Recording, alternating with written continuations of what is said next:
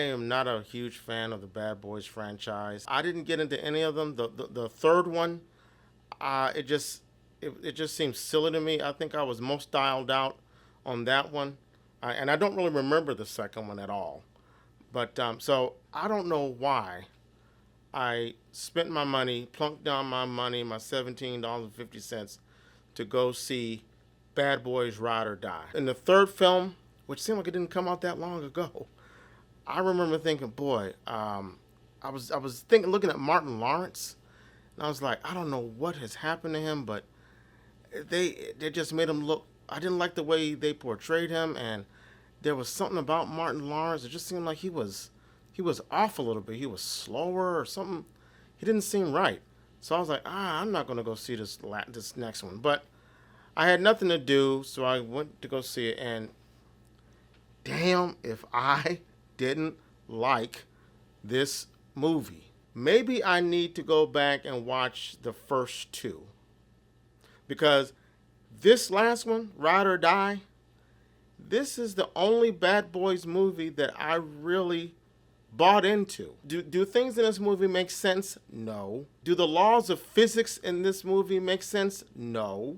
Does it matter if the movie just is fun and there's something about it? I can't tell you what it was, but if it works, it works. This movie worked for me. I think in looking back at from what I remember of the first movie, the second one, and the third one, which is still kind of fresh in my memory, as these movies have progressed, they've gotten more and more, I'll say, fast and furious, kind of like that vibe. The camera angles have become crazier and crazier, but for some reason, I liked it. There's a scene where what's his name, Marcus, is looking at his watch, and the camera lens is from the perspective of being behind the watch face, so you see the hands of his watch in front of the lens. There's a lot of that lens or camera motion that you see on commercials nowadays where, let's say someone falls over and the camera tilts with them. There's a lot of that. There's shots where the camera zooms in through an open helicopter bay while the helicopter is in motion and zooms all the way through to the cockpit. None of that is necessary for a Bad Boys movie. It's not. The thing about the Bad Boys franchise is that it's the chemistry between Will Smith and Martin Lawrence. And I think because, and I might take a little heat with this, I think that Martin Lawrence was still not himself. And I'm going to do a little sidestep digression here. But I don't know what the duration of time they shot this film over, but it seems like in some scenes, Martin looks like his old self. I remember a couple scenes where I thought, oh, that's almost the Martin from his TV show. But then there are other scenes, and the camera's really tight on him, where I'm just saying his face looks distended and swollen, and his eyes look bulging. It looks like he's on not that I'm a doctor, but it looks like he's on some type of steroid or something like that makes you gain weight. It looks like he has a pituitary issue or something, but also his speech is somewhat slurred. But then again, there were some scenes where I was like, oh, that's the old Martin. So I don't know when they started shooting this film or versus when they finished shooting it. Was he undergoing some type of medicinal therapy or something? I don't know. It just came off to me like he had a stroke, and I saw a video just today where he refutes that he ever had a stroke. Having said that, I kind of felt like maybe they added all of the flashy stuff in the last couple movies, the camera angles and all of the other stuff, the visual flair, to make up for the fact that the chemistry wasn't really there between Martin and Will because Martin's just not able to pull it off anymore. But despite Martin Lawrence still looking like he was short of a step, he was far better in this film than he was in the previous one. Maybe it's because the story here was a lot more simplistic than in the previous film, where I think with the previous film, what really threw me out of the movie was to find out that guy was Mike's son, bearing no resemblance to him whatsoever. It just seemed to come out of the blue. I think with this film, anything that came off as a plot device or kind of like just out of the blue plotting, I think it was because they had set all that stuff up in the previous film, so they had to play it out in this film. For example, Mike's son comes back. I can't remember the actor's name. He looks like he's of Hispanic origin. He comes back, and he plays a major role in this story as well. There's also another subplot where the wife of Joe Pantoliano's character, he was the guy who got killed in the third one. He was the police chief. His wife and daughter play a part in this film. So now think about it. So now you've got characters that could create a great dramatic arc in this film. You've got the wife of the police chief who was assassinated. You've got the son of Mike Lowry, who is the illegitimate son, who, I mean, that in of itself is a great dramatic arc. And in the last film, it's almost like they set up for this film a struggle between Mike and his son, but it doesn't turn out that way. So that was the one thing about this film that I thought was a flaw. They had these subplots which really didn't pay off. There wasn't any payoff on them from the previous film. There's no addressing Mike's relationship with his son. That gets glossed over here. Maybe there's a final redemption scene. I'm not going to give anything away, but it's not really. It's just they go visit him in jail, and then boom, the story takes off. There's no real dealing with that loss of fatherhood or loss of being with your son. The police chief's wife, played by, and I meant to look up the actress's name, but she is amazing. She's very intense. She starred in Better Call Saul as Saul's girlfriend or wife. I can't remember her name, but she is good in this film. And they have a little subplot where she wants to take revenge on Mike's son because Mike's son is the guy who assassinated Joe Pantoliano's character, the police chief. All of that, those two things right there, three things, is enough fodder to create a dramatic arc. But none of that plays into the main plot of this film. Additionally, they add another subplot that Mike Lowry has PTSD. That doesn't really go anywhere except for a really funny, and I'm going to get to it later, but a really funny gag that kind of plays back on what happened with Will Smith at the Oscars. And then in the first act, and this is not a spoiler, Marcus has a heart attack. And that goes nowhere except to create stupid little jokes that don't really add up to anything, and there's no payoff for them either. Additionally, in this film, Mike is getting married.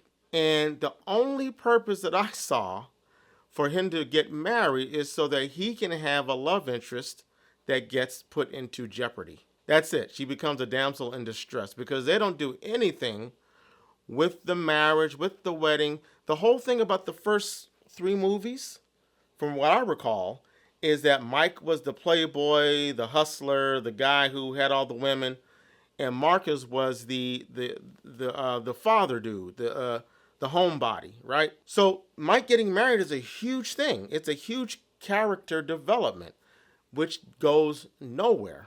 Also, if you remember what happened in the last film, the captain gets assassinated. He's killed by Mike's son that Mike didn't know that he had. And they gave us a solid reason, or they led us to believe what the reason was behind the killing of the police chief. But then in this film, they kind of retcon that. They bring Joe Pantoliano back via videotape. And there's also a very kind of weird scene with Marcus and the police chief in like the spirit world. It's almost like it reminded me of when T'Challa in the first Black Panther goes to the world of the kings or whatever and meets his dad.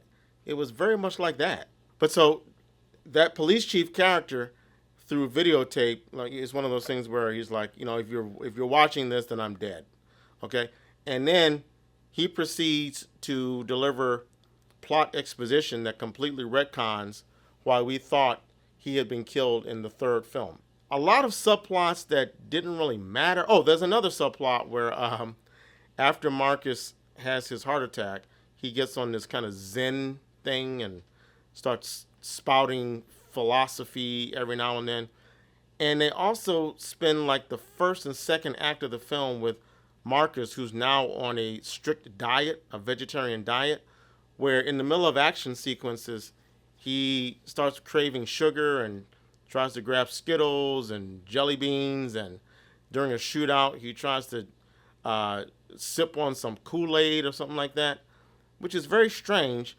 I mean, I don't have a problem with these things. It's not like they weren't funny, but it's like they didn't go anywhere. And some of these subplots I thought would have been very interesting, particularly the police chief's wife trying to take vengeance on Mike's son. That was one of the most riveting scenes in the film, but it only lasted like a couple minutes. And that actress, whose name I'm sorry I can't remember, she is amazing. They should have really given her a lot more to do. But the bottom line is, I can't put my finger on why this worked. Was it the camera angles, the crazy camera angles that were fun, like I mentioned before? Is it the fact that I had low expectations, particularly with Martin Lawrence's performance? I was just not expecting much. He wasn't perfect, but he was a hell of a lot better than I expected, and it just pushed the film forward for me. Was it the fight scenes were exciting? There's one scene I'm going to say, of course, it could never happen in real life, but it involves Reggie, Marcus's son-in-law. He redeems himself in this movie. Now, I train with pistols and rifles. I'm just, I do train with them. I'm not a nut with them, but, I looked at that scene and I'm like, none of this could ever happen in real life, but god damn, this is amazing. The scene was just, the choreography was incredible. Probably my favorite scene of the film. Reggie redeems himself. He shows that he can handle himself. And yet, even with that, after that scene, we don't see him used again in the movie, except for a little coda at the end where Mike and Marcus are kind of having fun at his expense at a cookout. So again, I thought he was underused. All of that were flaws with this movie, but because of the editing, the pacing, Martin Lawrence and Will Smith's chemistry. Also, you know what? Maybe it's also because, and this gets me to what I was talking about in terms of the trouble that Will Smith got into, was it last year? Maybe it's because I was pulling for Will Smith. And seeing that, and that's probably why I went to see this movie, because it was doing so good. I saw it on Sunday. I saw it yesterday, as of this recording. And maybe I was just pulling for him. And so a lot of the things I probably would be bitching about, I let it go, because the movie really was fun. And it's not like the substance of the film wasn't that different from all the other ones, but it worked for me. So let me talk about this scene I mentioned earlier, that it's the only payoff for Mike's subplot of having PTSD. Is it worth it? Not really, but it's like it's a very meta type of joke, I think. So without giving too much away, Mike and Marcus are in a firefight. So they're they're behind cover, trying to gin up the courage to take on the bad guys, right? And Mike has a sudden bout of PTSD, and Martin proceeds to slap him across the face like 4 or 5 times to get him to snap out of it. I was the only one that really laughed in the audience. I'm wondering, does the audience not get what's happening here? And I wonder if Will Smith wrote that into the script himself for penance. I don't know. But I thought to myself, is that the only reason they gave Mike PTSD, for this one little sight gag right here? So, and it didn't go over because I was the only one laughing. Bottom line, this movie was fun.